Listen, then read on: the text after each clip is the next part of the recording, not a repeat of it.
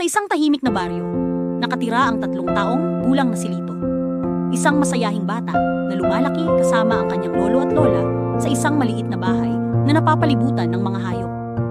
Tuwing umaga, masigla siyang bumabangon at tumatakbo palabas ng bahay. "Pakainin ko na ang mga kaibigan ko!" sigaw niya habang bitbit ang basket ng pagkain. Tinutulungan niya ang kanyang lolo at lola sa pagpapakain ng mga manok at pagkuha ng itlog. Minsan, may manok na biglang lilipad at matatawa na lang siya. "Ang kulit mo, manok!" Pagkatapos, pupunta siya sa kulungan ng kambing para pakainin sina Buko at Gata.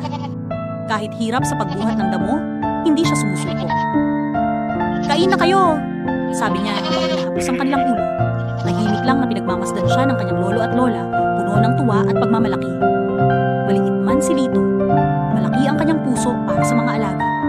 Sabon, pagkaas hapon, uupo siya sa damuhan at magkukwento sa kanyang mga hayop na kaibigan. Ang mga manok at kambing ay tila nakikinig habang humahaplos ang hangin sa paligid.